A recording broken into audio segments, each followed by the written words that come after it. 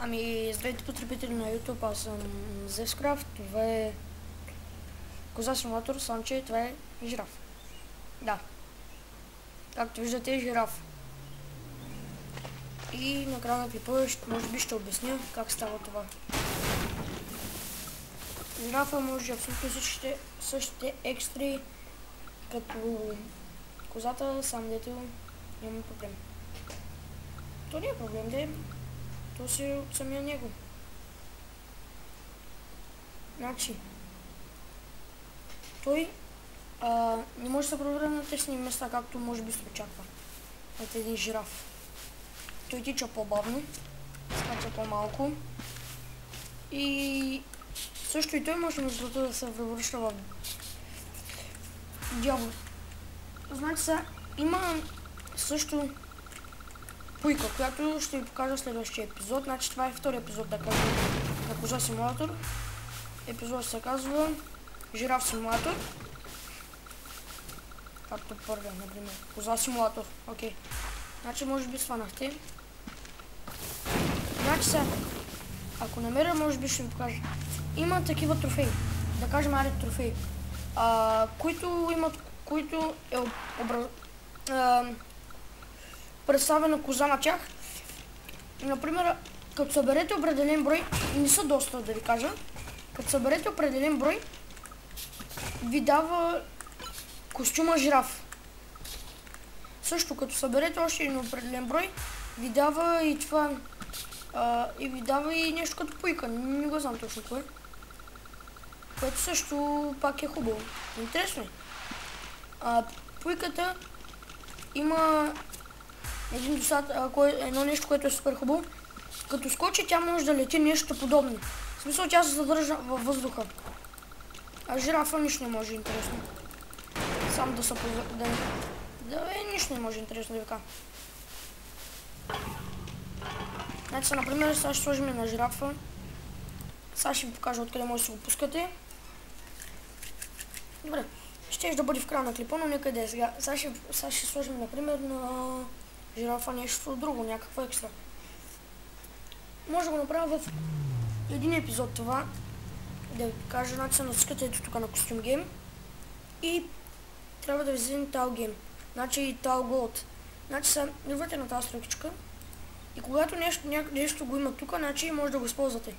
Например, ще добавим и това, после ще станем такава коза. В смисъл, ще видите. Сега това, дето сложихме на козата, на жирафа по-скоро, е бързина, която може да пуснете с бутона R. А на български и смисъл. Ето ни е нашата коза, която не очаквахме да е така. И сега като натиснете R, жирафът почва да се върти.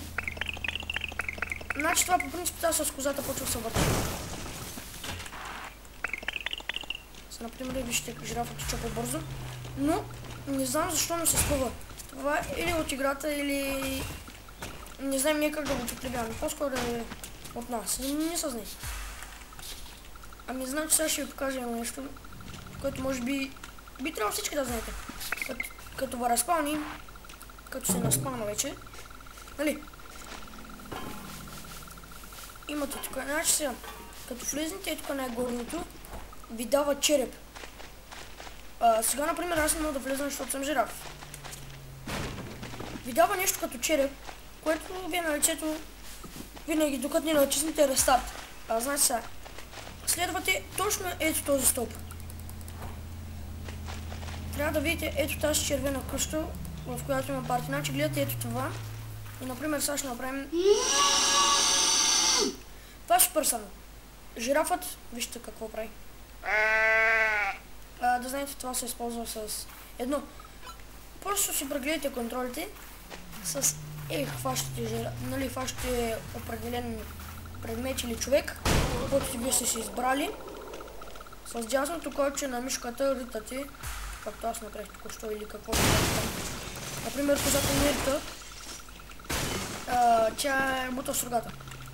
Така и при пуйката. И пуйката рита, Значи са, аз това няма го направя, защото ще отнеме много време. Значи, ако ми остане време, ще сложа и ще добавя това. Пуйката да видите как изглежда.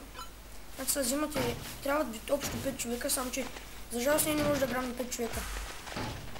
Можем и по един. Значи сега това е, идвате ето тук наляво, качеството са по тази нещо как планина, следвате червените торчи, които ви водят до това.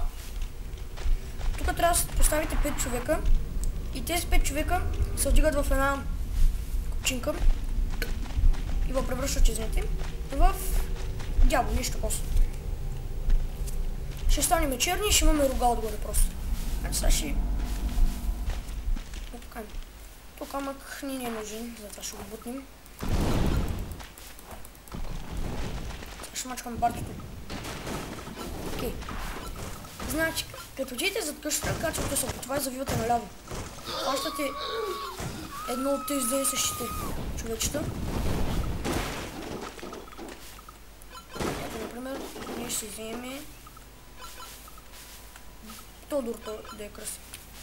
Жена няма как да е Тодор. Окей. Взехме два човека, това е супер год. Дано да можем да ги вземем. Дано да я издържат до там. Два човека, значи са. И за сега не стават 3. Значи трябва да занесем още 5 човека, мисля, че аз споменах. Опа, извините, обърках пътя. Така, двама човека за сега сме взели. Това е супер готско, като рядко става. Значи, ето точно... Окей. Окей, мисля, че имаме бък тук. В момента. Окей. Да. Това е супер! Супер, взехме два човека. Веднъж. Окей, това човек ще го пуснем тук. И ще се върнем да вземем още двама. Всъщност няма да ги вземем наведнъж. Ако остана пак такъв бък, ще е супер готско. Няма да изгубим толкова време. Значи мисля това като го направя,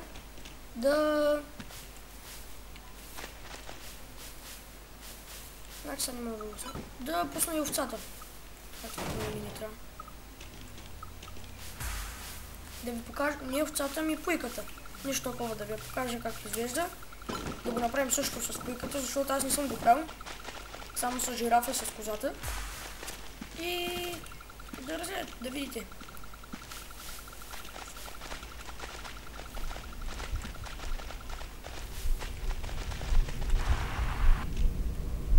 Окей, това е на часа.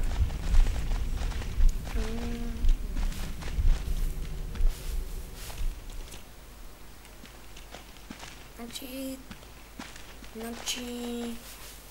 Вземе тази жена. Това мисля, че само тя остана. И така, да. В момента само, защото... взехме. Вижда от дървото. За шифта бягате бързо. Значи, преди да почнете играта, ще прегледате контролите, защото има някои странни контроли. Например, сега с F ще направим нещо такова. Так си мисля, че това е обработка.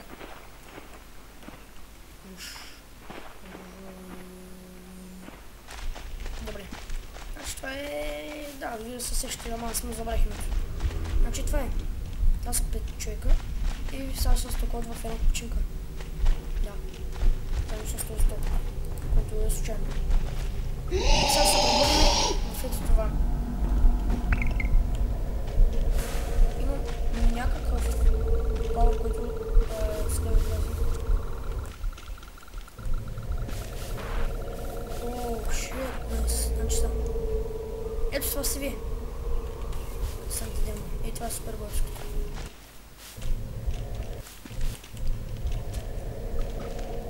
Добре.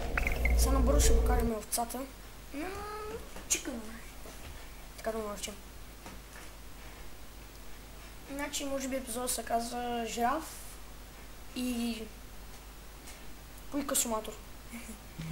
Значи сега. Пак отивате в костюм гейм. И ето това трябва да възлезе, като съберете повече такива купички. Както аз ви казах. Натискате плей.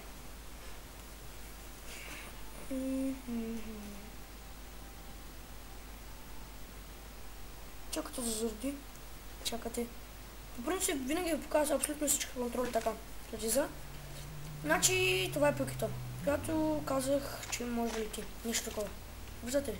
Отскока е силен и бавно пада. Значи сега ще учим, ще я превърнем в демон. Което може би ще го направим за първи път. Специално пуйка.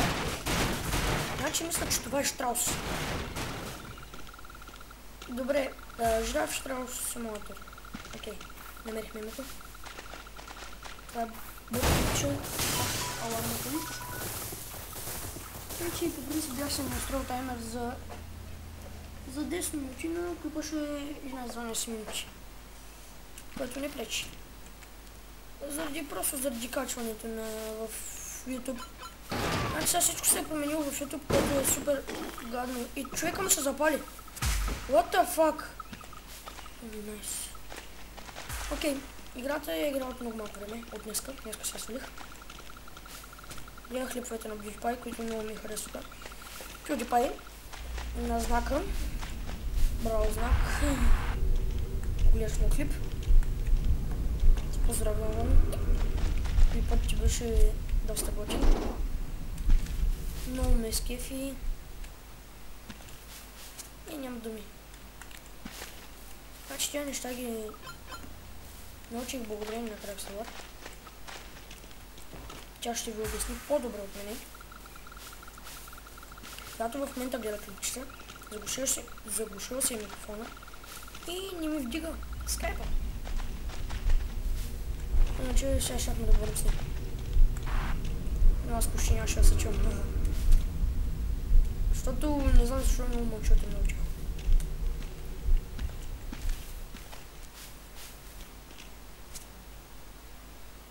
Значи преди този клип има друг да се качва, който в момента се качва.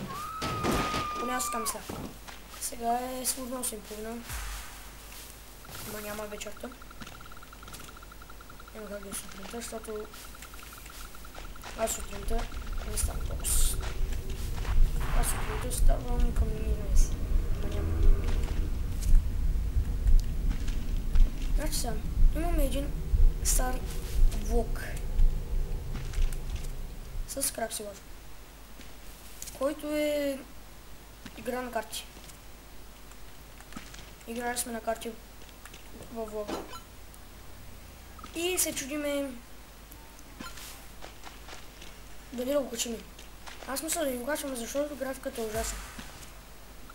Снимано с 1-2 мегапиксела камера, което е супер лошо. Качество. Значи сега кажете дали да обработвам клипът. Например сега първият ми клип е обработен, но има един проблем. Трябва да се взема много гигабайти и това пречи на качването в YouTube. Става доста бавно. А например Краксилър, новото и клипче, което е 40 минути, го качи за 20 минути максимум. А аз това клипче може да го качвам цяла нощ. Това клипче. Да, и също какво друго да споменем. Ще се напълно човека, да. Садим. Вижте, времето лети. Садим се стресните. Защото аз съм стресна. Найс!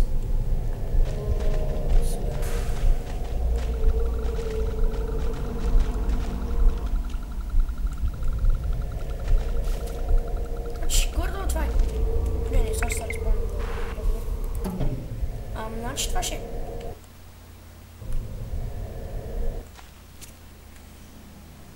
Надявам се да ви е харесал този кратък епизод.